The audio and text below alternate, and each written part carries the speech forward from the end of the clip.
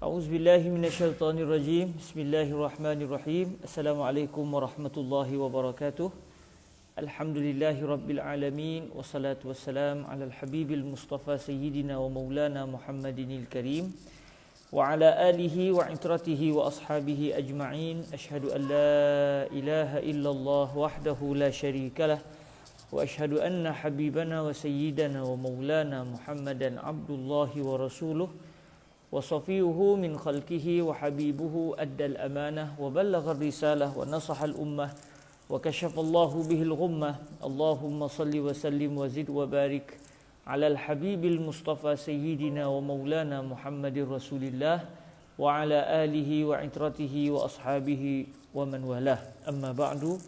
Sama-sama kita mengucapkan kesyukuran kepada Allah Subhanahu Wa Taala dengan keizinan daripada Allah dapat kita bersama pada petang yang berbahagia ini untuk sama-sama kita mempelajari sebuah kitab karangan Syekh Abdullah Ibnu Muhammad Ibni Muhammad As-Siddiq Al-Ghumari rahimahullahu subhanahu wa ta'ala yang berjudul Tamamul Minnah bi Bayanil Khisalil Mujibati lil Jannah. Semoga Allah subhanahu wa ta'ala menjadikan kita di kalangan mereka yang terus dapat meneliti dan berkhidmat kepada kitab-kitab karangan Syekh Abdullah Al-Ghumari secara khusus dan menjadi orang yang dapat hidup di dalam mendalami serta menguasai hadis-hadis Rasulullah sallallahu alaihi wasallam. Apatah lagi sekiranya ianya adalah merupakan hadis-hadis pilihan para ulama besar kita biiznillah subhanahu wa taala. Saya juga mengucapkan terima kasih kepada semua yang bersama-sama dalam majlis ini. Alhamdulillah, daripada hari ke hari Allah Ta'ala merezekikan kepada kita kebaikan yang berterusan. Dan Alhamdulillah dalam pertemuan yang lepas kita telah pun dapat dalam majlis yang ke-40 pertemuan yang lepas, majlis yang ke-40 kita sudah dapat mendalami 40 amalan yang mudah, amalan-amalan yang mudah dilaksanakan tetapi ganjaran pahalanya adalah merupakan syurga Allah Subhanahu wa taala. Dan secara mudahnya kita telah pun selesai mendalami 40 amalan yang membawa pelakunya ke syurga. Dan sebagaimana yang dinyatakan oleh Syekh Abdullah Al-Ghumari, sebenarnya bukan hanya ada 40 amalan yang membawa pelakunya ke syurga, bahkan banyak lagi. Lalu sekarang kita akan masuk fasa kedua bagi kitab Tamamul Minnah bi Bayanil Khisalil Mujibati lil Jannah, iaitu kita akan memasuki fasa kedua kitab ini. Kalau fasa pertama, fasa yang membincangkan 40 amalan, amalan pilihan Syekh Abdullah Al-Ghumari yang beliau petik daripada hadis Rasulullah sallallahu alaihi wasallam, yang setiap satu amalan itu membawa pelakunya ke syurga Allah Subhanahu wa taala. Fasa kedua bagi kitab ini adalah kita meneliti secara umum hadis-hadis Rasulullah sallallahu alaihi wasallam yang pelbagai, yang kesemuanya adalah juga memfokuskan kepada satu perbahasan, iaitu pelakunya akan membawa ataupun akan dibawa ke syurga Allah Subhanahu wa taala.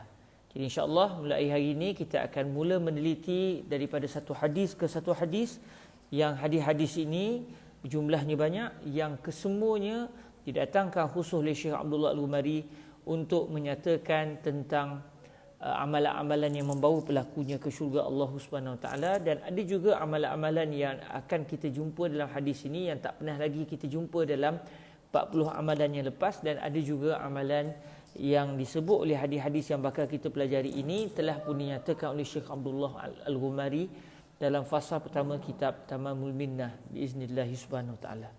Jadi sebagaimana biasa tuan-tuan yang dirahmati Allah Subhanahu wa taala, sebelum kita memulakan majlis kita sebagaimana yang telah didatangkan oleh Al-Ustaz Muhdi Aziz di bahagian komen, iaitu selawat Al-Munajjiyah ataupun selawat Al-Munjiyah yang telah direzekikan oleh Allah kepada Syekh Musa Ad-Darir menerusi mimpi beliau bertemu dengan Nabi SAW. Dan Alhamdulillah dalam majlis-majlis sebelum ini kita menjadikan salawat ini sebagai pembuka bicara kita.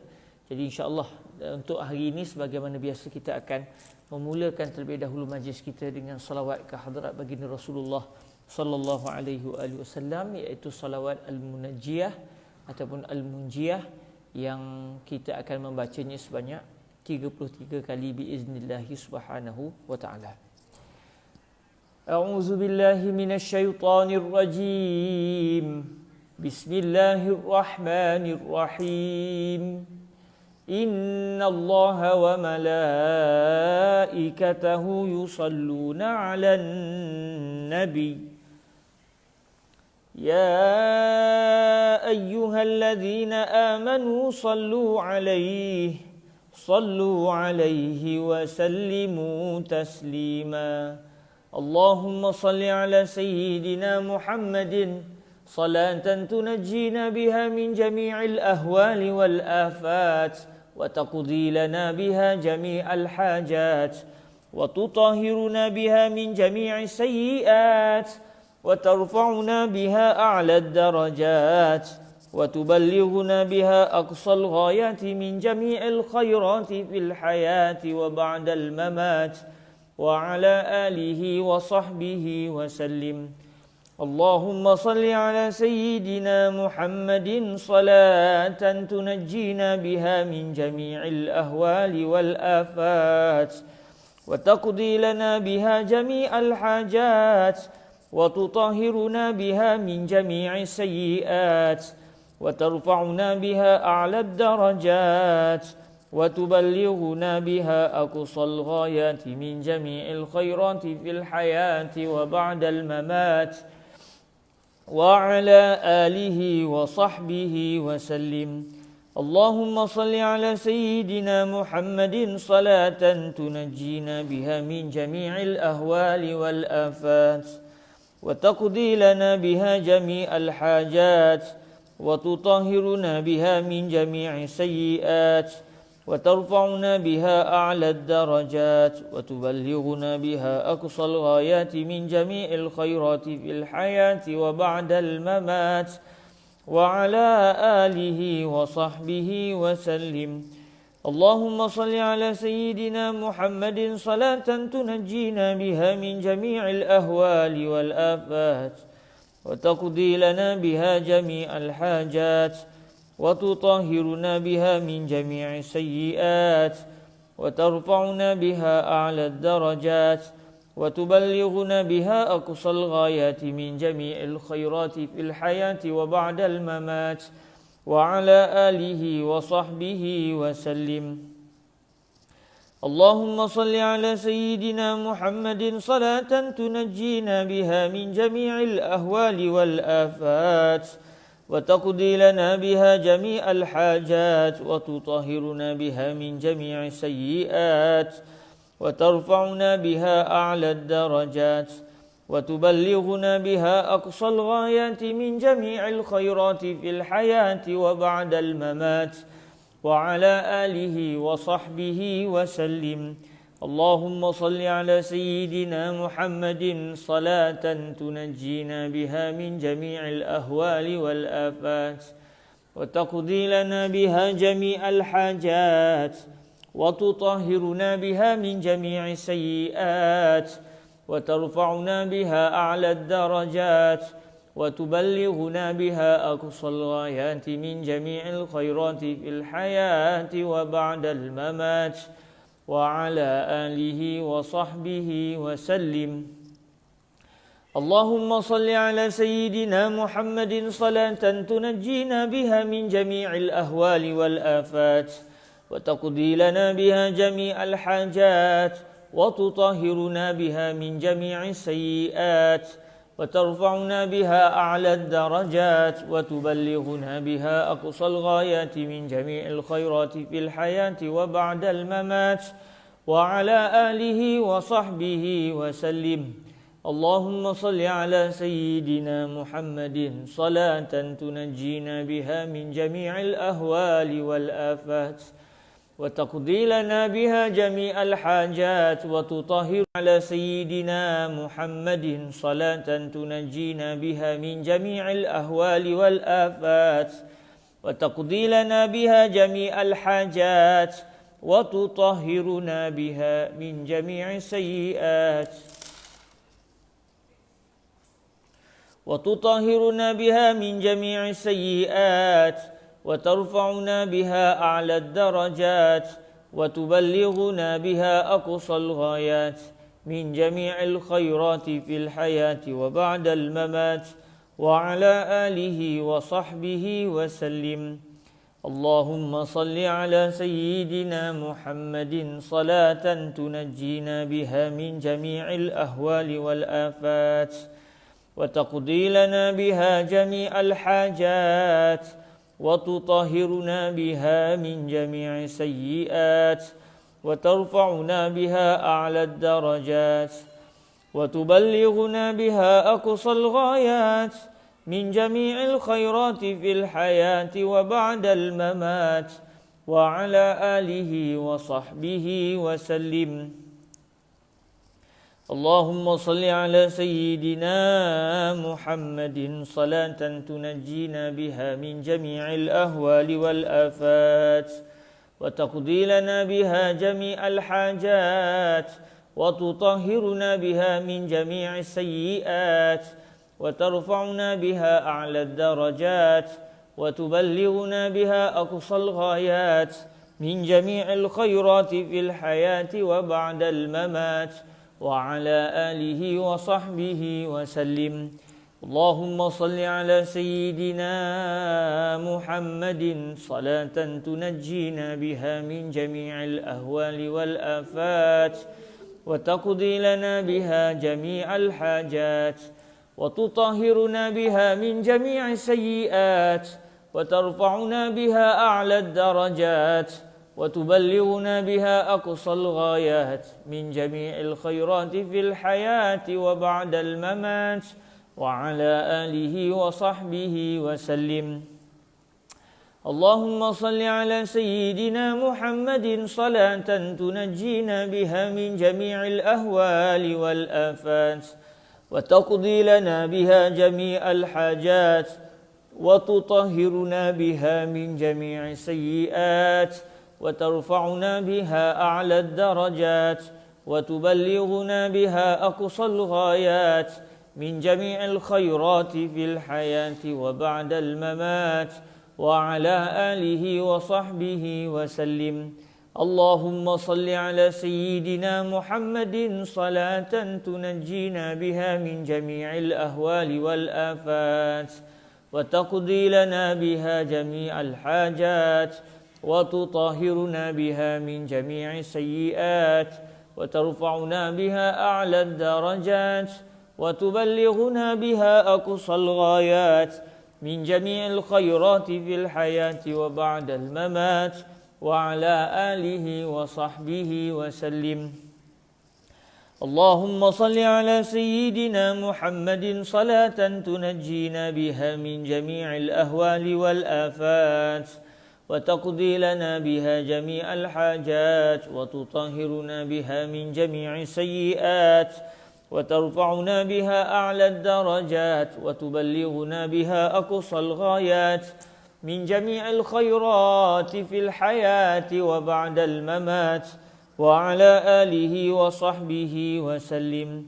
اللهم صل على سيدنا محمد صلاة تنجينا بها من جميع الأهوال والآفات وتقضي لنا بها جميع الحاجات وتطهرنا بها من جميع السيئات وترفعنا بها أعلى الدرجات وتبلغنا بها أقصى الغايات من جميع الخيرات في الحياة وبعد الممات وعلى آله وصحبه وسلم. اللهم صل على سيدنا محمد صلاة تنجينا بها من جميع الأهوال والآفات وتقضي لنا بها جميع الحاجات وتطهرنا بها من جميع السيئات وترفعنا بها أعلى الدرجات وتبلغنا بها أقصى الغايات من جميع الخيرات في الحياة وبعد الممات وعلى آله وصحبه وسلم. اللهم صل على سيدنا محمد صلاة تنجينا الحاجات وتطهرنا بها من جميع السيئات وترفعنا بها أعلى الدرجات وتبلغنا بها أقصى الغايات من جميع الخيرات في الحياة وبعد الممات وعلى آله وصحبه وسلم. اللهم صل على سيدنا محمد صلاة تنجينا بها من جميع الأهوال والآفات وتقضي لنا بها جميع الحاجات وتطهرنا بها من جميع السيئات وترفعنا بها أعلى الدرجات وتبلغنا بها أقصى الغايات من جميع الخيرات في الحياة وبعد الممات وعلى آله وصحبه وسلم. اللهم صل على سيدنا محمد صلاة تنجينا بها من جميع الأهوال والآفات وتقضي لنا بها جميع الحاجات وتطهرنا بها من جميع السيئات وترفعنا بها أعلى الدرجات وتبلغنا بها أقصى الغايات من جميع الخيرات في الحياة وبعد الممات وعلى آله وصحبه وسلم. اللهم صل على سيدنا محمد صلاة تنجينا بها من جميع الأهوال والآفات وتقضي لنا بها جميع الحاجات وتطهرنا بها من جميع السيئات وترفعنا بها أعلى الدرجات وتبلغنا بها أقصى الغايات من جميع الخيرات في الحياة وبعد الممات وعلى آله وصحبه وسلم.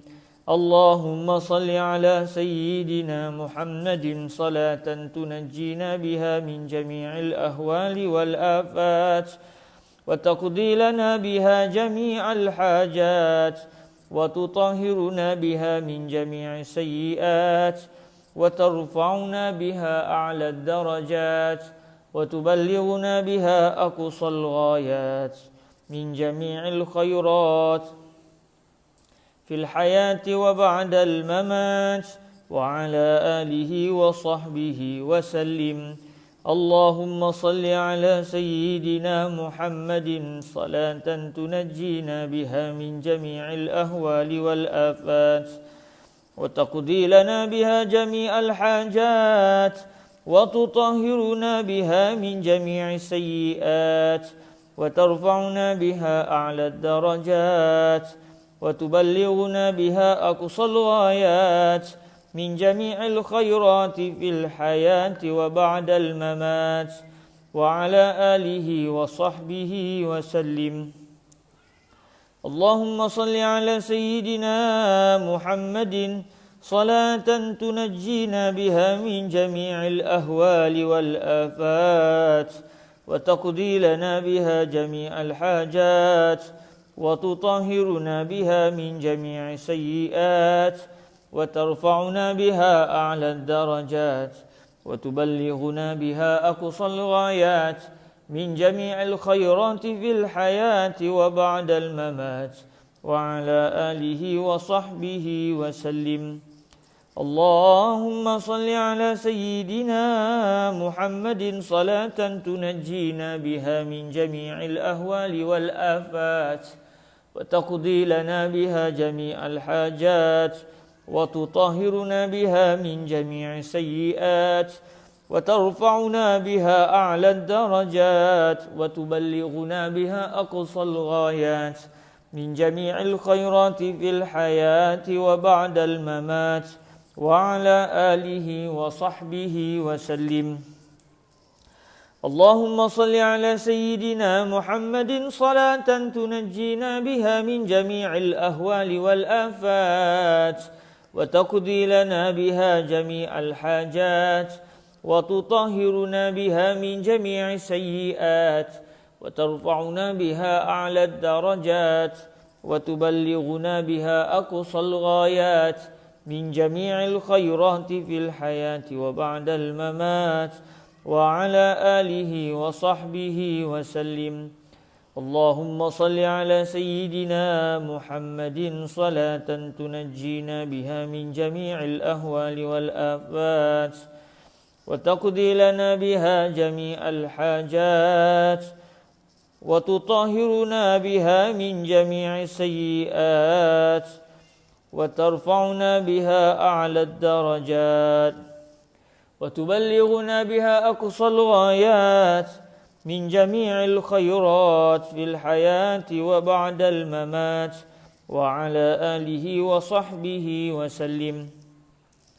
اللهم صل على سيدنا محمد صلاة تنجينا بها من جميع الأهوال والآفات وتقضي لنا بها جميع الحاجات وتطهرنا بها من جميع السيئات وترفعنا بها أعلى الدرجات وتبلغنا بها أقصى الغايات من جميع الخيرات في الحياة وبعد الممات وعلى آله وصحبه وسلم.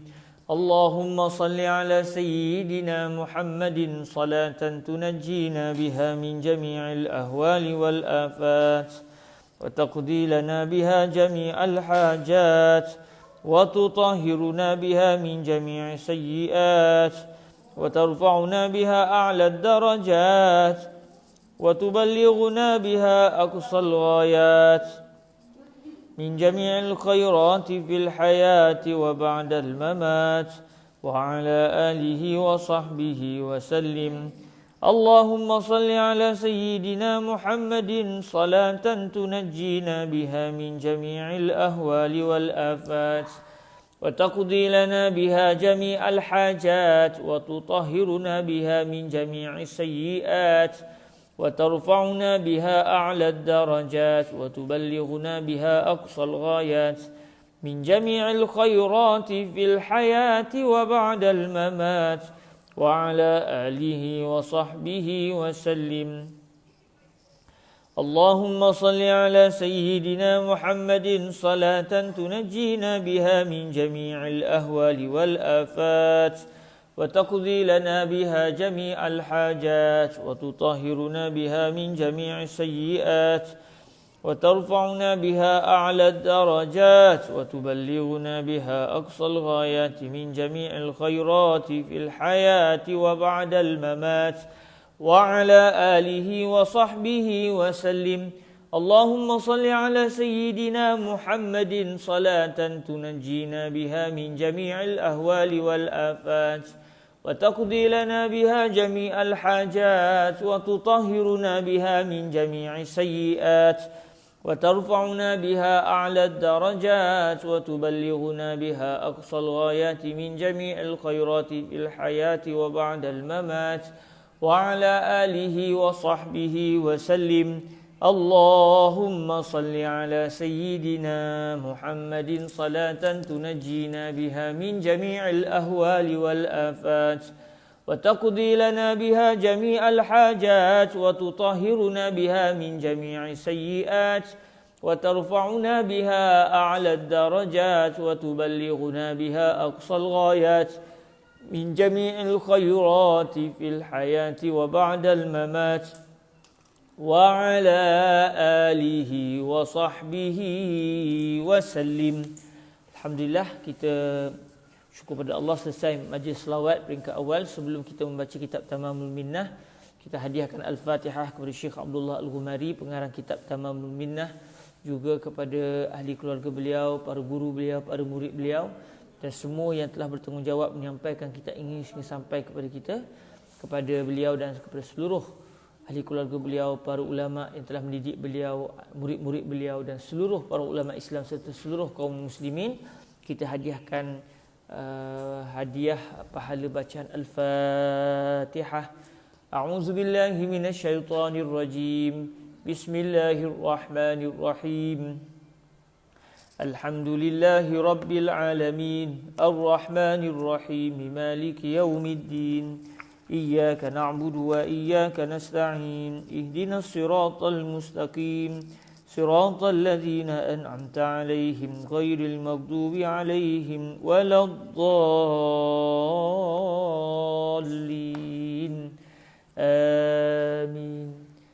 Alhamdulillah kita akan mula masuk dalam fasa kedua bagi kitab Tamamul Minnah, iaitu fasa mempelajari hadis-hadis secara khusus yang menceritakan tentang amalan-amalan yang membawa pelakunya ke syurga. Kita akan masuk pada hari ini hadis yang pertama, iaitu pada muka surat yang ke-28 berdasarkan cetakan Tamamul Minnah dalam bentuk PDF yang dicetak oleh Maktabah Al-Qahirah, muka surat yang ke-28 biiznillah. Bismillah wassalatu wassalam ala al-habibil mustafa sayyidina wa maulana Muhammadir Rasulillah wa ala alihi wa itratihi wa ashabihi wa man walah. Amma ba'du, bi isnadina al-muttasil ila sayyidina al-imam al-syekh Abdullah ibni Muhammad as-Siddiq al-Ghumari rahimahullahu subhanahu wa ta'ala, wa nafa'ana Allahu bi ulumihi wa ulumi masyayikhihi wa talamizatihi wa qurra'i tamamil minnati lahu wa sa'iri musannafatihi wa syurrahiha, Allahumma amin. Qala rahimahullahu subhanahu wa ta'ala, al-hadithul awwal. Hadis yang pertama. Kita akan melihat hadis pertama di dalam fasa kedua ini, hadis yang menceritakan tentang amalan yang membawa pelakunya ke syurga Allah Subhanahu wa taala. An Abdullah bin Salam radhiyallahu anhu qala: awwalu ma qadima an-nabiy sallallahu alaihi wa alihi wa sallam al-Madinah injafala an-nasu ilayhi fakuntu fi man ja'ahu falamma ta'ammaltu wajhahu wastabantuhu araftu anna wajhahu laysa biwajhi kadzdabin fakana awwala ma sami'tu min kalamihi an qala ayyuhan nas afshus salam wa at'imut ta'am wasilul arham wa sallu bil laili wan nasu niyam tadkhulul jannata bisalam. Rawahu Tirmidzi wa sahhahahu wa Ibnu Majah wa sahhahahu al-Hakim ala syarti syaikhain. Dalam hadis yang pertama ini, Syekh Abdullah Al-Ghumari akan mendatangkan dua hadis. Ada dua hadis, satu riwayat Imam At-Tirmidzi dan juga Al-Imam Ibnu Majah, satu lagi riwayat Al-Imam Ahmad. Nanti kita akan lihat riwayat Imam Ahmad pula. Hadis pertama yang didatangkan berdasarkan riwayat Imam At-Tirmidzi dan juga Ibnu Majah ini bermaksud daripada Sayyidina Abdullah bin Salam radhiyallahu taala anhu, salah seorang sahabat Nabi sallallahu alaihi wasallam yang telah memeluk agama Islam sewaktu baginda Nabi sallallahu alaihi wasallam tiba di bumi Al-Madinah. Dan Sayyidina Abdullah bin Salam ini, beliau pada asalnya adalah seorang pendeta Yahudi, dan kita semua sedia maklum orang Yahudi memang mengetahui kebenaran Sayyidina Rasulullah sallallahu alaihi wasallam. Maka Sayyidina Abdullah bin Salam bukan sekadar seorang pendeta Yahudi, tetapi merupakan ulama besar di kalangan orang Yahudi ketika itu. Dan akhirnya setelah beliau melihat baginda Rasul sallallahu alaihi wasallam, dengar sabdaan Nabi, maka tahulah beliau bahawa inilah Nabi akhir zaman yang telah dijanjikan oleh Allah kepada para Nabi dan para Rasul sebelum ini, iaitu Sayyidina Muhammad ibnu Abdullah sallallahu alaihi wasallam. Maka Sayyidina Abdullah bin Salam adalah merupakan orang Yahudi, antara orang Yahudi yang terawal lah. Mungkin beliau adalah orang Yahudi yang paling awal sekali memeluk agama Islam apabila baginda Rasul sallallahu alaihi wasallam sampai di bumi Al-Madinah. Jadi daripada Sayyidina Abdullah bin Salam radhiyallahu anhu, beliau telah berkata, pada mula-mula awal sekali ketika Nabi sallallahu alaihi wasallam telah tiba di Al-Madinah, manusia, itu orang ramai ketika itu telah berpusu-pusu. Mereka telah pergi kepada baginda Nabi dengan begitu segera. Injafalan nasu ilaih. Injafal maksudnya zahaba musri'an. Maksudnya manusia telah pun pergi menuju kepada Nabi dengan segera. Berpusu-pusulah kalau kita ikut dalam bahasa Melayu kita.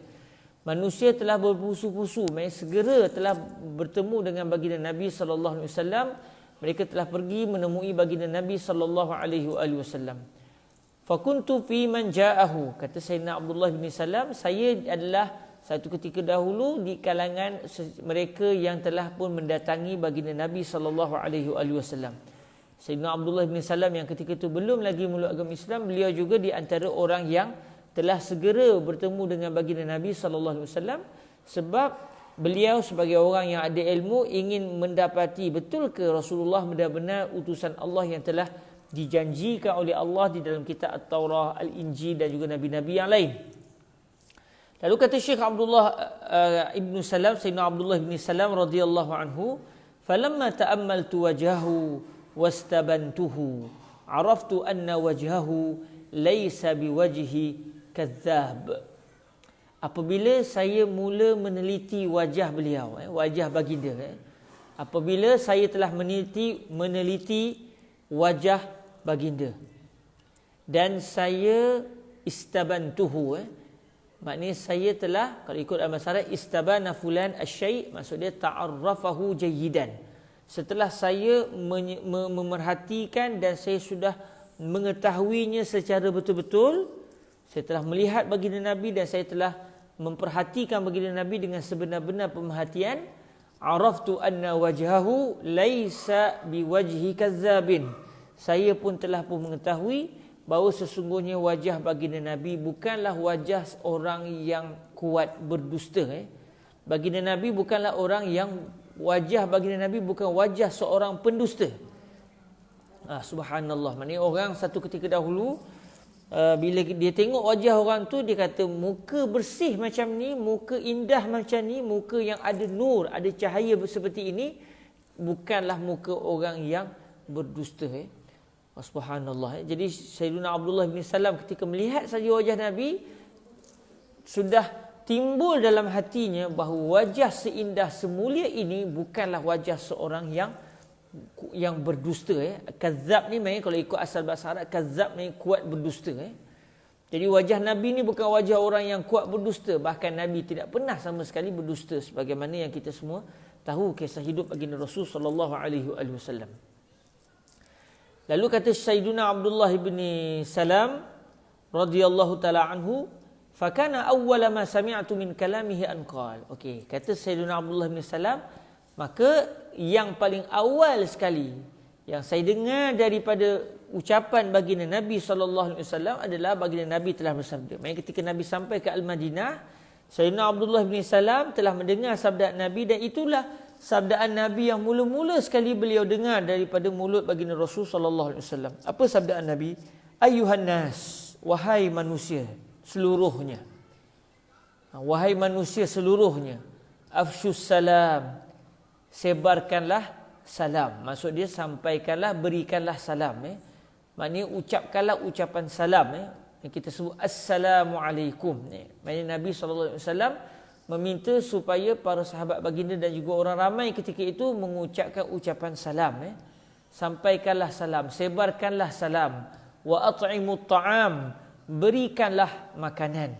Maknanya kenyangkanlah orang-orang yang lapar. At'imut ta'am, berikanlah makanan kepada orang yang memerlukan, maksud dia. Bahkan kepada orang yang tak memerlukan pun tak ada masalah untuk kita hadiahkan makanan. Wasilul arham, sambunglah kekeluargaan. Al-arham jamak kepada rahim. Rahim, arham, maknanya orang Melayu panggil silaturahim, silaturahmi. Sambunglah silaturahim, hubungkanlah tali persaudaraan di antara kamu dengan kekeluargaan kamu, dengan makcik kamu, dengan adik kamu, dengan ayah kamu, dengan ibu kamu, dengan datuk kamu, dengan bapa saudara kamu, dengan sepupu-sepupu kamu, banyak orang yang ada tali kekeluargaan dengan kamu. Sambungkanlah tali kekeluargaan. Wa sallu bil lail wan nasu niyam. Kamu semua hendaklah menunaikan salat pada waktu malam dalam keadaan manusia sedang tidur, dalam keadaan manusia masih tidur. Tadkhulul jannata bisalam. Nescaya kamu semua akan masuk syurga dengan keselamatan. Dengan salam, dengan keselamatan.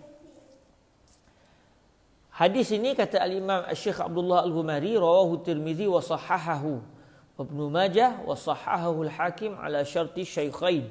Hadis ini telah diriwayatkan oleh Al-Imam Tirmizi, dan juga Al-Imam Tirmizi telah menyatakan bahawa hadis ini berstatus sahih, dan hadis ini juga telah diriwayatkan oleh Al-Imam Ibnu Majah dan hadis ini telah dihukum atau dianggap sebagai hadis sahih oleh Al-Imam Al-Hakim An-Naisaburi berdasarkan syarat Al-Imam Al-Bukhari dan juga Al-Imam Muslim. Maksudnya hadis ini walaupun tidak diriwayatkan oleh Al-Imam Al-Bukhari dan juga Al-Imam Muslim, tapi kata Al-Imam Al-Hakim An-Naisaburi, kalau ikut syarat pensahihan hadis yang telah dipegang oleh Al-Imam Al-Bukhari juga Al-Imam Muslim, maka hadis ini adalah bertepatan dengan syarat Al-Imam Al-Bukhari dan juga syarat Al-Imam Muslim dalam menyatakan sesuatu hadis sebagai hadis sahih. Maksudnya hadis ni adalah hadis yang kuatlah. Jadi kalau kita lihat, subhanallah, ketika Nabi SAW sampai ke Al-Madinah, yang Nabi minta daripada para sahabat, daripada masyarakat ketika itu adalah memberikan satu kerehatan kepada manusia. Maksudnya kita sebut afsyus salam. Nabi kata afsyus salam. Ayuhan nas, wahai manusia seluruhnya, sebarkanlah salam. Maksudnya kita ucap assalamualaikum. Maksudnya kita ucap kepada orang assalamualaikum, salam sejahtera untuk kamu. Maksudnya kita mendoakan orang itu agar Allah Subhanahu Wa Taala memberikan kesejahteraan, keselamatan kepada dia. Maksudnya kita mendoakan dia supaya tidak menerima musibah. Bermaksud kita yang mendoakan juga tidak akan melakukan perbuatan yang menjatuhkan dia ke dalam musibah. Maksudnya kita tidak akan menyusahkan dia, kita tidak akan memudaratkan dia. Kita akan menjadikan dia itu tenang dan lapang dengan kewujudan kita. Buktinya kita bukan sekadar berperwatakan seperti itu, bahkan kita memohon kepada Allah agar Allah Subhanahu Wa Taala memberikan keselamatan kepada dia. Kita kata assalamualaikum, salam sejahtera buat kamu. Maksud dia, ya Allah, aku memohon kepadamu ya Allah agar Kau memberikan keselamatan kepada fulan bin fulan. Itu maksud assalamualaikum. Dan Nabi juga meminta supaya kita memberikan pertolongan kepada mereka yang kelaparan. Bagi makanan kepada orang yang kelaparan, bagi makan, at'imut ta'am. Dan subhanallah, orang Melayu dalam bab bagi makan ni sangat masyhur. Kalau kita pergi kedai, tadi saya bawa pergi kedai tadi, beli sayur, beli ikan, abang kedai tu dia kira-kira, itu pun dia rasa, saya kira dia lebih kurang jadi kira tu. Dia bukan kira betul-betul tu. Kalau betul-betul rasa mahal lagi. Tapi dia buat lebih kurang je. Cara kira tu rasanya memang sepatutnya saya kena bayar lagi lebih, tapi dia buat lebih kurang je. Murah benar, murah sangat barang yang saya beli tadi. Kemudian bagi pula pisang, tuan-tuan. Nampak? At'imut ta'am. Orang Melayu kita walhamdulillah dari segi akhlak suka memberikan makanan kepada jiran tetangga, kepada orang yang memerlukan, itu sangat masyhur. Bahkan kita semua sedia maklum, sikit-sikit orang Melayu kita suka buat kenduri. Suka buat kenduri, ajak orang makan. Ini satu perbuatan yang baik. Tapi kalau kenduri malam-malam tu bahaya, boleh menyebabkan kalori bertambah. Jadi hati-hati jangan makan malam, takut gemuk. Wa at'imut ta'am wasilul arham. Sambungkanlah tali kekeluargaan dengan cara menziarahi, dengan cara menolong kaum keluarga, sanak saudara yang susah. Memberikan kegembiraan kepada mereka. Maksudnya jangan jadikan hubungan kekeluargaan itu terputus. Wasilul arham. Dan Nabi juga meminta kaum muslimin ketika itu untuk mendirikan salat malam. Wasallu bil lail wan nasu niyam. Dirikanlah salat malam dalam keadaan manusia sedang diulit mimpi dan dia sedang tidur. Jadi Nabi SAW memberikan satu galakan kepada orang Islam untuk melawan perasaan hawa nafsu yang suka kepada kerehatan, yang suka kepada lena tidur. Lawan dan bangun. Di saat orang sedang tidur, dia bangun, ambil wuduk dan dia mendirikan salat pada waktu malam. Apa janji Nabi kalau orang itu afsyus salam, memberikan salam, memberikan makanan, menyambung tali silaturahim dan melakukan salat pada waktu malam di saat manusia sedang tidur? Apa janji Nabi? Kata Nabi, tadkhulul jannata bisalam. Kamu semua nescaya akan masuk syurga dengan penuh keselamatan. Nanti kita akan tengok apa maksud tadkhulul jannata bisalam yang dihuraikan oleh Syekh Abdullah Al-Ghumari.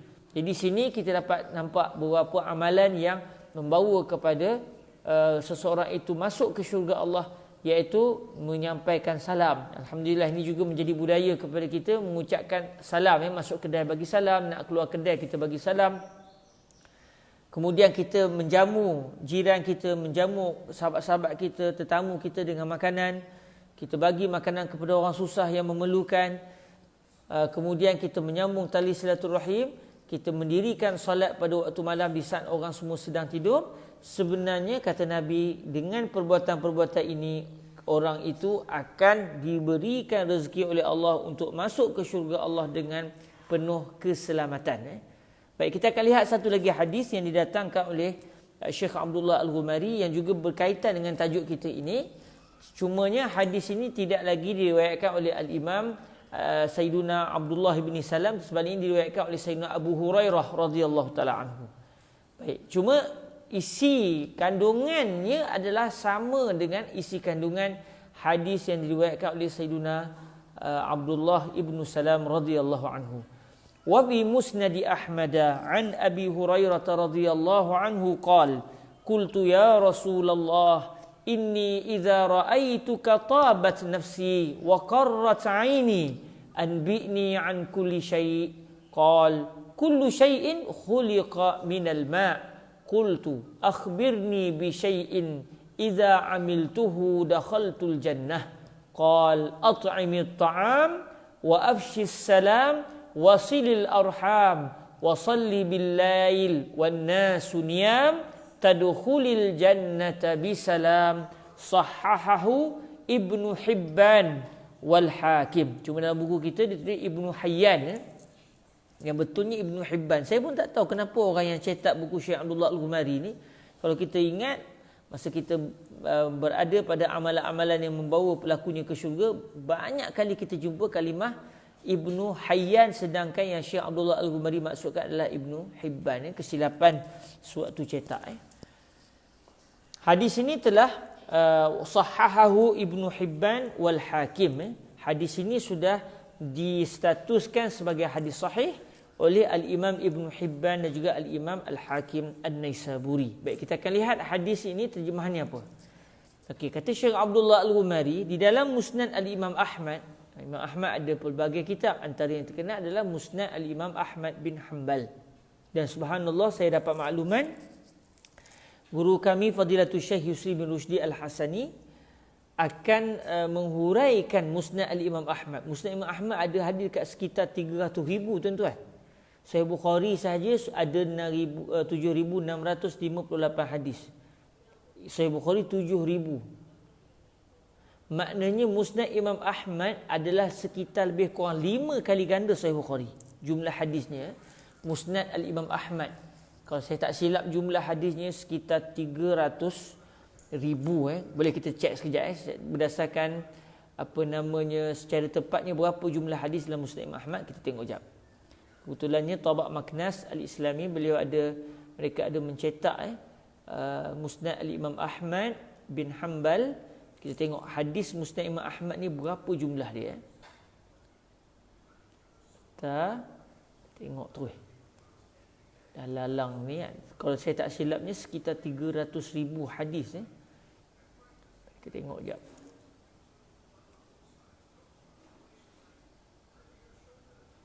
Sebentar tuan-tuan.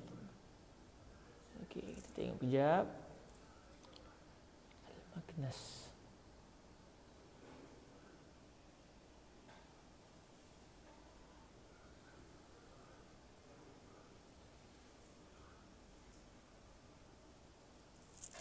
Okey. Sebentar, tak jumpa pula dah. Buku saya PDF. Sebentar, kita tengok sekejap. Musnad Imam Ahmad. Okey, Tabaq Maknas. Okey. Kita tengok sekejap tuan-tuan yang dirahmati Allah. Kalau Tabaq Maknas, hadisnya ada 12 12. Ada 12 Okey. Kita tengok kejap hadisnya.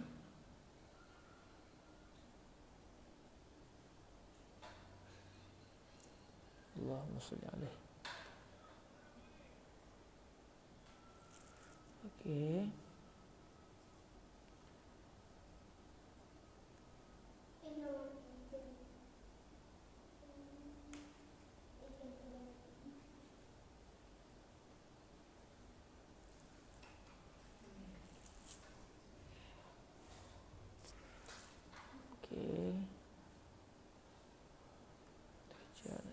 Berapa hadisnya ada? Okey, sampai sini. Hadis yang terakhir, hadis berapa nombor ya?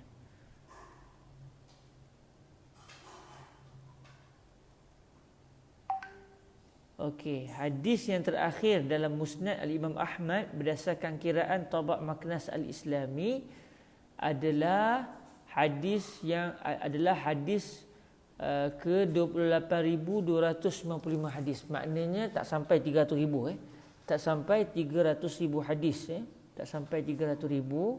Tetapi berdasarkan kiraan Tabaq Al-Maknas Al-Islami, jumlah hadis di dalam Musnad Al-Imam Ahmad adalah 28,295 hadis. 28,295 hadis. Jadi Fadilatul Syekh Husni bin Rusdi insya-Allah dalam waktu yang terdekat akan mula menghuraikan hadis-hadis yang ada dalam kitab Musnad Al-Imam Ahmad. Jarang-jarang kita dengar ada orang yang akan menghuraikan Musnad Al-Imam Ahmad. Subhanallah. Maknanya mungkin dengan majlis setiap hari beliau akan mengambil masa sekitar 5 tahun ke 6 tahun untuk mengkhatamkan Musnad Al-Imam Ahmad Ibn Hanbal radhiyallahu taala anhu. Semoga Allah merezekikan kepada kita untuk dapat sama-sama menadah kitab ini daripada beliau, sama ada secara langsung atau secara online biiznillah subhanahu wa taala, atau secara rakaman. Baik, dalam Musnad Al-Imam Ahmad kata Syekh Abdullah Al-Ghumari, ada satu hadis yang diriwayatkan oleh Sayyidina Abu Hurairah, an Abi Hurairah radhiyallahu anhu, daripada Sayyidina Abu Hurairah radhiyallahu anhu, beliau telah berkata, saya telah berkata kepada Rasulullah, wahai Rasulullah, sesungguhnya saya apabila saya melihat anda jadi elok perasaan saya. Allahu akbar. Setiap kali sesungguhnya saya, kata Sayyidina Abu Hurairah, apabila saya melihat anda, tabat nafsi, jiwa saya jadi bagus. Maksudnya saya rasa seronok, saya rasa gembira, saya rasa tenang, jiwa saya rasa begitu mekar dengan sebab melihat anda. Tabat nafsi wa qarrat aini. Mata saya begitu sejuk, mata saya menjadi sejuk, menjadi sangat gembira dengan melihat anda. Subhanallah. Ini kelebihan Sayyidina Rasulullah sallallahu alaihi wasallam. Siapa yang mula-mula melihat baginda Nabi, mereka akan rasa takut dengan Nabi kerana kehebatan dan haibah gah yang ada pada baginda Rasul sallallahu alaihi wasallam. Tetapi semakin mereka mengenali Nabi, semakin mereka bergaul dengan Nabi, mereka akan jatuh cinta kepada baginda Rasul sallallahu alaihi wasallam. Beruntung Sayyidina Abu Hurairah direzekikan Allah dapat melihat Nabi. Moga-moga kita juga tidak diharamkan oleh Allah untuk melihat baginda Nabi, sama ada di alam mimpi atau di alam jaga atau di alam akhirat kelak biiznillah subhanahu wa ta'ala. Lalu kata Sayyidina Abu Hurairah kepada baginda Nabi setelah beliau menyatakan betapa beliau setiap kali tengok Nabi rasa seronok, rasa gembira, kata beliau, ambi'ni an kulli syai'. Ya Rasulullah, ceritalah kepada saya tentang segala-galanya. Ceritalah kepada saya tentang segala-gala perkara. Seronoknya dengan Nabi sampai bila minta Nabi cerita kepada beliau tentang segala-galanya. Lalu Nabi pilih tentang segala-galanya. Nabi kata apa? Kullu syai'in khuliqa minal ma'. Semua benda diciptakan oleh Allah daripada air. Semua sesuatu itu, segala benda itu diciptakan oleh Allah daripada air. Kita sendiri diciptakan oleh Allah berair, daripada air mani. Binatang juga begitu. Tumbuh-tumbuhan diciptakan Allah daripada air hujan. Jadi secara apa yang disebut oleh baginda Nabi di sini, semua benda diciptakan oleh Allah daripada air. Jadi beliau kata kepada baginda Nabi, ceritakan saya tentang segala-galanya ya Rasulullah. Lalu kata Nabi, segala-galanya diciptakan daripada air. Lalu Sayyidina Abu Hurairah tanya lagi baginda Nabi, akhbirni bi syai'in idza amiltuhu dakhaltul jannah. Wahai Rasulullah, beritahulah kepada saya tentang sesuatu apabila saya melakukannya, nescaya saya telah masuk ke syurga Allah Subhanahu wa taala. Jadi tolong nyatakan kepada saya Rasulullah satu amalan yang kalau saya lakukan, nescaya saya akan masuk ke syurga Allah Subhanahu wa taala. Lalu baginda Rasul sallallahu alaihi wasallam menyatakan kepada Sayyidina Abu Hurairah, dan saya tak langsung Sayyidina Abu Hurairah juga telah menyatakan hadis ini kepada kita. Apa sabdaan Nabi? At'imit ta'am. berikanlah makanan. Berikanlah makanan. Wa afshis salam, anda sampaikanlah salam. Wasilil arham, anda sambungkanlah tali kekeluargaan, tali silaturahim. Wasalli bin nas wan nasu niyam, anda laksanakanlah, dirikanlah salat pada waktu malam dalam keadaan manusia ketika itu sedang tidur. Tadkhulil jannata bisalam, nescaya anda akan masuk ke dalam syurga dengan keselamatan. Hadis ini telah distatuskan sebagai hadis sahih oleh Al-Imam Ibn Hibban dan juga Al-Imam Al-Hakim. Jadi kalau kita tengok di antara dua hadis ini ada persamaan. Maksudnya ketika mula-mula Nabi masuk ke kota Al-Madinah, Sayyidina Abdullah bin Salam mendengar perkara yang sama, afsyus salam. Ada disebut juga dalam hadis Sayyidina Abu Hurairah, afsyis salam. Kemudian dalam hadis yang diriwayatkan oleh Sayyidina Abdullah bin Salam disebut wa at'imut ta'am. Ada juga disebut tentang memberikan makan kepada orang yang memerlukan atau kepada mereka yang atas dasar untuk memuliakan mereka, mari kita bagi makanan. Juga disebut dalam hadis Sayyidina Abu Hurairah, wasilul arham, sambungkanlah tali persaudaraan. Juga disebut di dalam hadis Sayyidina Abu Hurairah. Kemudian wasallu bil laili wan nasu niyam, juga disebut oleh Rasulullah di dalam hadis Sayyidina Abu Hurairah, iaitu dalam sabda yang berbunyi wasalli bil lail wan nasu niyam. Dan 4 perbuatan ini iaitu memberikan salam, yang kedua memberikan makanan, yang ketiga menyambungkan tali persaudaraan, tali silaturahim, tali kekeluargaan, dan yang keempat adalah mendirikan solat pada waktu malam di saat manusia telah pun tidur. 4 perbuatan ini dinyatakan oleh baginda Nabi membawa kepada orang yang melakukannya akan masuk ke dalam syurga Allah dengan keselamatan. Dengan keselamatan. Baik, sekarang Syekh Abdullah Al-Ghumari akan mula menghuraikan beberapa petikan yang ada di dalam 2 hadis tersebut. Hadis riwayat Sayyidina, hadis yang telah diriwayatkan oleh Al-Imam ataupun Sayyidina Abdullah bin Salam, dan yang kedua adalah hadis yang diriwayatkan. Baik. Ifsya'us salam huwal bad'u bihi hina tuqabilu akhakal muslim wa huwa min huquqihi kama taqaddam. Apa maksud menyebarkan salam? Penyebaran salam, kata Syekh Abdullah Al-Ghumari, adalah memulakan memberi salam. Memulakan pemberian salam. Maknanya ini yang dimaksudkan dengan sebarkanlah salam. Maksudnya kamu mula, jangan kamu tunggu orang bagi salam dengan kamu lalu kamu jawab. Jangan kamu hanya menunggu, tapi kamulah yang memulakan pemberian salam. Jadi maksud ifsya'us salam adalah memulakan memberi salam.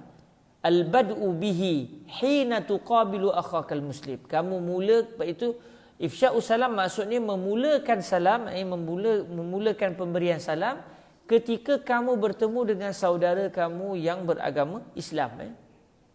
Dalam isu ini pun ada berlaku perbezaan pandangan sedikit di kalangan para ulama. Boleh tak kita memberikan salam kepada orang bukan Islam? Pandangan yang biasa kita dengar, pandangan ramai para ulama menyatakan tak boleh. Kita hanya boleh memberikan salam kepada saudara se-Islam kita. Adapun kepada yang tidak beragama Islam, kita tidak mengucapkan Assalamualaikum warahmatullahi wabarakatuh. Tapi ada juga para ulama yang berpendirian, sekiranya orang bukan Islam itu adalah orang Islam, bukan Islam yang baik dengan kita, yang tidak mendatangkan masalah kepada kaum muslimin, tidak menjadi masalah untuk kita menyampaikan salam kepadanya. Sebab kita mendoakan moga-moga dia selamat. Jadi di sini maknanya saya tak langsung kita telah, pertama kita bersikap baik dengan dia, dan yang kedua kita mendoakan agar dia selamat di dunia dan di akhirat. Keselamatan dia di dunia dan di akhirat maksudnya kita mendoakan dia agar dia menerima agama Islam. Dan kalau ikut Fadilatul Syekh Yusri bin Rusdi, murid kepada Syekh Abdullah Al-Ghumari, Syekh Yusri bin Rusdi menyatakan tak ada masalah kita bagi salam kepada orang bukan Islam sekiranya orang bukan Islam itu adalah orang bukan Islam yang baik, yang tidak mendatangkan masalah kepada orang Islam. Orang bukan Islam yang dalam status zimmi, bukan harbi. Bukannya orang-orang Yahudi yang berperang dengan orang Islam, kita pula sebut kepada dia Assalamualaikum. Bukan begitu. Lepas tu kalau kita tengok baru ni Syekh Ahmad At-Tayyib dalam majlis bersama dengan Baba di Vatikan, bersama dengan Ketua Padri Kristian di Vatikan, dalam ucapan Syekh Ahmad At-Tayyib, Syekhul Azhar, beliau memulakan ucapan beliau dengan memberikan salam kepada yang hadir ketika itu, yang bersama-sama ketika itu, yang bukan Islam pun ada, yang beragama Islam pun ada. Jadi kalau tuan-tuan tengok ada para ulama kita bagi salam kepada orang yang bukan beragama Islam, maknanya kita tahu ada dua pendapat dalam isu ini. Kita tak nak bagi salam pun tak ada masalah. Kalau ada orang bagi salam kepada orang bukan Islam juga tidak menjadi masalah berdasarkan pendapat sebahagian para ulama yang lain. Kemudian kata Syekh Abdullah Al-Ghumari, wa huwa, maksudnya wa huwa ay wa bad'us salam min huquqihi kama taqaddam. Kita memberikan salam kepada seorang muslim itu adalah di antara hak-hak yang berhak diperolehi oleh seorang muslim, sebagaimana yang telah disebutkan sebelum ini. Itu kalau kita tengok semula al-khaslatul khamisata asyar, al-khaslatul khamisata asyar al-bad'u bis salam. Kalau kita tengok apa yang telah kita pelajari sebelum ni, iaitu amalan yang ke-15. Amalan yang ke-15 yang telah disentuh oleh Syekh Abdullah Al-Ghumari sebelum ini, iaitu memulakan pemberian salam, yang mana ia juga adalah merupakan amalan yang membawa pelakunya ke syurga Allah Subhanahu wa taala. Kemudian disebut wa it'amut ta'am, memberikan makanan. Kita it'am ni maksudnya memakankan makanan. Kalau ikut asal terjemahnya lah, maksudnya kita memberikan makanan kepada seseorang supaya dia dapat makan makanan itu. Itu maksud it'amut ta'am. Kata Syekh Abdullah Al-Ghumari, wa it'amut ta'am yakunu bil qalili wa bil katsiri hasbama yatayassar. Memberikan makanan kepada seseorang, khususnya kepada mereka yang memerlukanlah.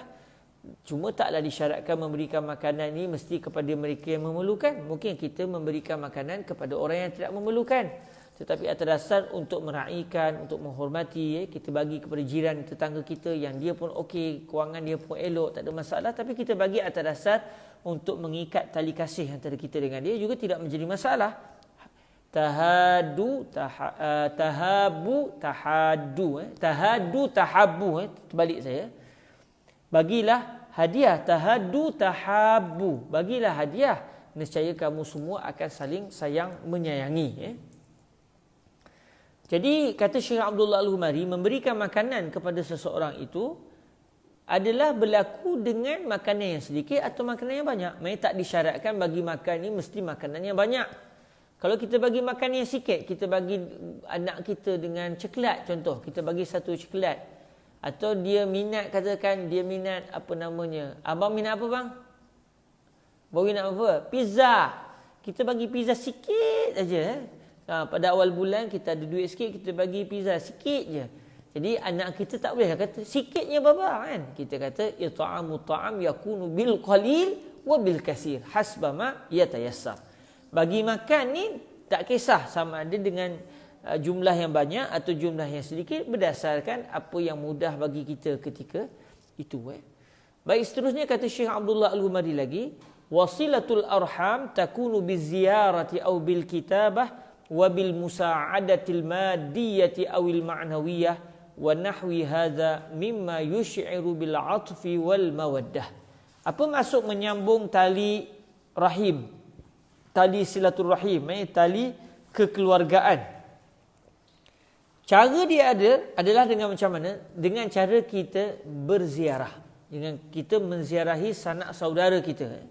Silatul arham ni lebih kepada menziarahi keluarga. Tapi bukanlah maksud dia kita hanya boleh ziarah keluarga. Kalau kawan-kawan tak perlu ziarah, ya kawan-kawan perlu ziarah, tapi tidak dinamakan sebagai silatul arham. Okey.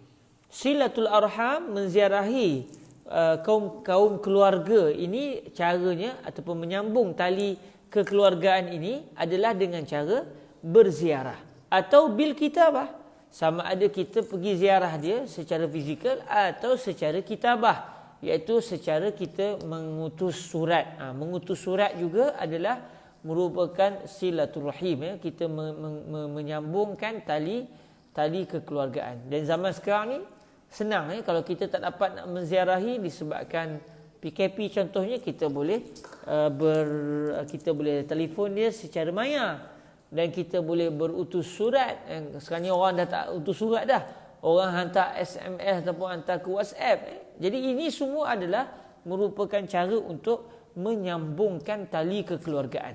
Wabil musa'adatil madiyati awil ma'nawiyah, menyambung tali kekeluargaan juga dengan cara bantuan material ataupun bantuan dari segi maknawi.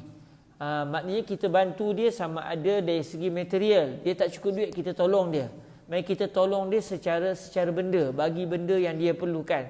Atau dengan secara maknawiyah, kita memberikan bantuan kepada dia secara kerohanian. Maksud dia sedih, dia duit ada tapi dia ditimpa musibah, kita pun memberikan kata-kata semangat kepada dia.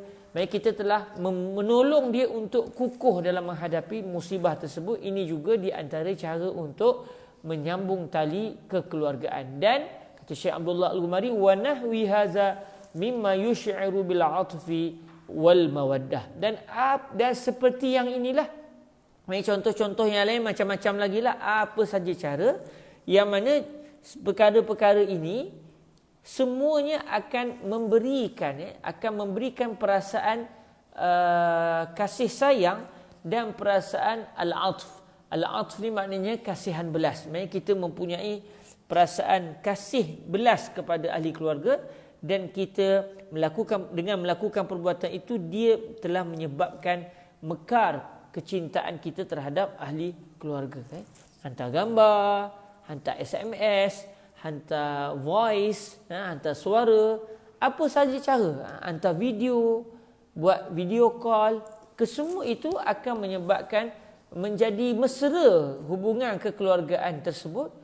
Ataupun kita buat, kalau kita dah boleh bertemu sanak saudara nanti, kita buat hari keluarga, walaupun tidak warid daripada Rasulullah SAW buat hari keluarga, tetapi kesemua ini akan membuahkan perasaan kasih belas dan perasaan mencintai ahli keluarga. Dan ini dituntut di dalam erti kata silatul arham. Lalu Syekh Abdullah Al-Ghumari menyatakan juga apa maksud al-arham. Maksud al-arham, kata Syekh Abdullah Al-Ghumari, wal arham kullu man tarbituka bihi silatul qarabati min jihatil ab au min jihatil Maksud rahim, rahim. Arham ni maknanya rahim. Asal kalimah ar-rahim ni merujuk kepada rahim ibu lah. Itu yang asalnya lah. Tetapi yang dimaksudkan dengan rahim di sini, atau kita sebut sebagai kekeluargaan di sini, semua orang yang hubungan qarabah, hubungan kerabat itu telah mengikat kamu dengan dia. Maknanya sebarang ikatan yang mengikat kamu dengan dia disebabkan hubungan kekeluargaan, itulah dimaksudkan dengan al-arham. Maknanya saya dengan pakcik saya. Maknanya contoh, saya dengan abang ibu saya. Maknanya saya dengan pakcik saya itu ada hubungan rahim, ada hubungan kekeluargaan. Sebab apa? Sebab saya dengan pakcik saya itu satu keluarga.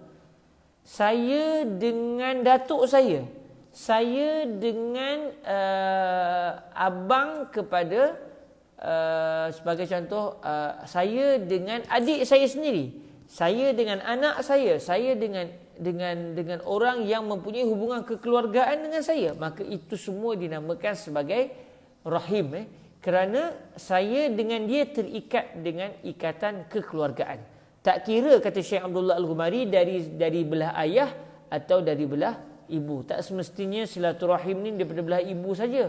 Belah ayah tak dinamakan sebagai kekeluargaan, tidak. Bahkan kekeluargaan ataupun al-arham ini dia pergi kepada kedua-dua belah tersebut, sama ada sebelah ibu atau sebelah ayah. Pakcik sebelah ayah ke, pakcik sebelah ibu ke, datuk belah ayah ke, datuk belah ibu ke, asal ada hubungan kekeluargaan antara kita dengan seseorang dari sudut ayah kita atau ibu kita, maka kesemua itu dinamakan sebagai rahim, sebagai kekeluargaan. Kemudian kata Syekh Abdullah Al-Ghumari lagi, wa salatul lail fadluha azim wa yatajalla Allahu fiha ala ibadihi al-musallin bi anwa'il makrumat. Sembahyang malam, sebab dalam hadis tu disebut sembahyang malam dalam keadaan manusia sedang lena. Jadi kata para ulama kita, kenapa sembahyang malam di saat orang sedang lena itu pahalanya lagi banyak? Sebab apabila kita ingat kepada Allah di saat orang lain tidak ingat kepada Allah, maka mengingati Allah di saat orang tidak ingat Allah sangat besar pahalanya. Jadi sebab itulah kalau kita perasan, saat orang tak ingat Tuhan, tiba-tiba kita ingat Tuhan, pahala kita sangat besar ketika itu. Berbanding kalau kita ingat Allah di saat orang lain pun ingat Allah. Dalam majlis zikir contoh, kita ingat Allah, orang pun ingat Allah. Ada pahalanya juga, besar juga. Tetapi lagi besar kalau kita ingat Allah di saat orang lalai daripada Allah Subhanahu Wa Taala. Jadi apabila orang sedang tidur secara adatnya dia tidak akan teringat kepada Allah kerana dia ketika itu bukan mukallaf. Dia ketika itu sedang lena, berada dalam alam mimpi. Maka di saat dia tak ingat Allah sebab dia lena, kita pula bangun untuk mengingati Allah. Maka itulah penyebab mengapa sembahyang malam begitu besar pahalanya dan membawa kepada balasan syurga Allah Subhanahu Wa Taala. Sebab tu kata Syekh Abdullah Al-Ghumari di sini, sembahyang malam kelebihannya sangat besar, kelebihannya adalah besar.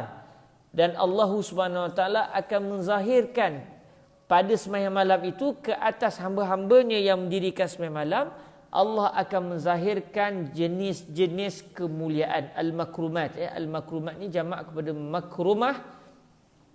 Makrumah jamak ni biasa kita dengar makarim. Biasa kita dengar kalimah makarim dalam hadis Rasulullah sallallahu alaihi wasallam. Nabi bersabda, "Innama bu'istu liutammima makarimal akhlaq." Maksudnya liutammima al-akhlaq al-karimah, kemuliaan akhlak-akhlak yang mulia.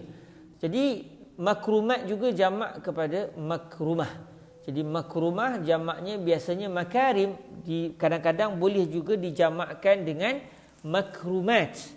Dan di sini disebut, Syekh Abdullah Al-Ghumari sebut, Allah Ta'ala akan menzahirkan pada sembahyang malam itu, dengan sebab sembahyang malam itu, Allah akan menzahirkan jenis-jenis kemuliaan yang pelbagai yang akan Allah berikan kepada hamba-hambanya yang mendirikan solat malam. Orang yang sembahyang malam ni, subhanallah, antaranya cukuplah apabila dia doanya sering didengar oleh Allah Subhanahu Wa Taala. Sebab orang yang berjaga malam, orang yang bangun di waktu malam, khususnya pada 1/3 malam yang terakhir, dia berdoa kepada Allah, doanya insya-Allah dimakbulkan oleh Allah. Jadi ini di antara contoh kemuliaan yang diberikan oleh Allah kepada mereka yang mendirikan solat malam. Moga Allah memberikan kekuatan kepada saya dan kita semua untuk jangan lena sampai subuh. Sebab orang yang lena sampai subuh tak bangun malam ni, telinga dia sebenarnya dikencing oleh syaitan. Jadi Syekh Husri pernah sebut kepada kami, jangan jadikan telinga kamu itu sebagai tandas syaitan. Jangan jadikan telinga kamu itu tandas syaitan. Jadi cara dia macam mana? Bangun malam sebelum subuh, bangun untuk solat sekurang-kurangnya 2 rakaat. Jangan lena sampai subuh, sampai kena gerak pula baru nak sedar. Kerana apa? Ketika orang itu dia tak bangun malam, ya Allah, malu saya. Saya pun begitu juga. Payah juga nak bangun malam. Orang yang dia ni asyik lena subuh baru sedar, alhamdulillah. Ada orang sampai subuh pun dia tak sedar. Telinga dia sebenarnya sudah menjadi tandas, menjadi jamban kepada syaitan. Penuh dengan kencing syaitan. Wali'iyazbillahi min zalik. Sehingga berat telinga dia untuk bangun dan mendengar suara azan. Moga-moga kita dapat bangun malam dan menjadikan telinga kita bukan menjadi jamban kepada syaitan. Okey, seterusnya kata Syekh Abdullah Al-Ghumari, wadukhulul jannati bisalam. Okey, apa maksud wadukhulul jannati bisalam? Nampak gayanya sudah pukul 4 suku, asar akan masuk bila-bila masa. InsyaAllah kita akan sambung wadukhulul jannati bisalam dalam pertemuan yang akan datang biiznillahi subhanahu wa ta'ala.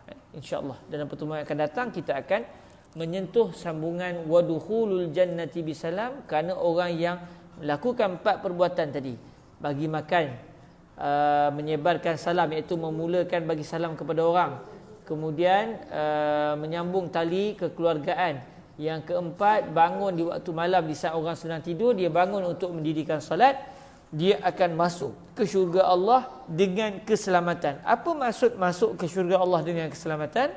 InsyaAllah minggu depan kita akan sambung perbahasan wadukhulul jannati bisalam, insya-Allah subhanahu wa taala, sekiranya masih lagi ada usia. Moga Allah subhanahu wa taala memberkati kita semua biiznillah subhanahu wa taala. Itu saja daripada saya. Rasanya tak ada sebarang soalan yang ditimbulkan di sini. Jadi alhamdulillah, moga-moga semuanya faham. Semoganya diberikan kebaikan biiznillah subhanahu wa taala. Dan 4 amalan yang kita telah belajar daripada hadis ni, moga-moga dapat juga kita laksanakan. Bagi makan kepada orang, kepada anak-anak kita sendiri, kepada ahli keluarga, kepada sahabat-sahabat kita, teman-teman kita. Bila ajak kawan-kawan makan, cepat bayarkan, bukan menunggu orang bayar ke kita kan. Maknanya kerana ada juga orang tu dia saja buat lambat-lambat dengan harapan moga dia dibayar. Kita yang tolong bayarkan, bayar kepada kawan-kawan yang makan. Kadang-kadang contoh kita pergi kedai makan, tengok ada satu orang makan, apa salahnya? Kita tak kenal dia pun tak kenal kita. Okey, kita pun masa nak bayar, bang, abang yang makan tu satu keluarga tu saya belanja. Berapa abang cuba kira bang kan? Okey. Boleh je. Sangat senang untuk kita laksanakan. Tetapi balasan yang akan Allah bagikan kepada orang yang memberi makan kepada seseorang, orang yang menyambung tali persaudaraan, tali kekeluargaan, dia mendirikan solat malam di saat orang sedang tidur, dan dia satu lagi memberikan makan, menyambungkan tali persaudaraan, terlupa pula ada satu lagi memberikan salam, memulakan jumpa orang, dia yang bagi salam dulu, jumpa kanak-kanak kecil, tengah kadang kita lalu budak-budak tengah main, apa salahnya? Assalamualaikum dek, apa khabar? Bagi salam kat dia. Assalamualaikum. Kita memulakan salam walaupun kepada kanak-kanak. Dan yang keempat, iaitu kita mendirikan solat di waktu malam. InsyaAllah, moga-moga Allah SWT merezekikan dan memberikan kepada kita kekuatan untuk melaksanakan amalan-amalan ini. Ada yang mudah, ada yang payah. Macam bangun tengah malam tu payah sikit. Bagi makan kepada orang pun macam payah juga tu. Kalau kita nak makan ke kita, senang aja. Tapi kalau nak belanja orang tu, terketar-ketar juga. Jadi kita kena lawan perkara ni supaya sampai kita menjadi mudah untuk melakukan ketaatan dan jadi payah untuk melakukan maksiat biiznillah subhanahu wa ta'ala. Moga dalam jagaan Allah Subhanahu Wa Taala, insya-Allah minggu depan kita jumpa lagi, dan kita tangguhkan majlis kita dengan salawat ke hadrat Sayyiduna Rasulullah sallallahu alaihi wa alihi wasallam. Allahumma salli afdala salatin ala as'adi makhluqatika sayyidina Muhammad wa ala alihi wa sahbihi wa sallim adada ma'lumatika wa midada kalimatika kullama zakaraka az-zakiruna wa ghafala an zikrihil ghafilun. اللهم صل أفضل صلاة على أسعد مخلوقاتك سيدنا محمد وعلى آله وصحبه وسلم عدد معلوماتك ومداد كلماتك كلما ذكرك الذاكرون وغفل عن ذكره الغافلون. اللهم صل أفضل صلاة على أسعد مخلوقاتك سيدنا محمد وعلى آله وصحبه وسلم عدد معلوماتك ومداد كلماتك كلما ذكرك الذاكرون وغفل عن ذكره الغافلون. سبحانك اللهم وبحمدك أشهد أن لا إله إلا أنت أستغفرك وأتوب إليك. بسم الله الرحمن الرحيم. والعصر إن الإنسان لفي خسر إلا الذين آمنوا وعملوا الصالحات وتواصوا بالحق وتواصوا بالصبر. جزاكم الله خير الجزاء. أقول قولي هذا وأستغفر الله لي ولكم. السلام عليكم ورحمة الله وبركاته. الله الكريم.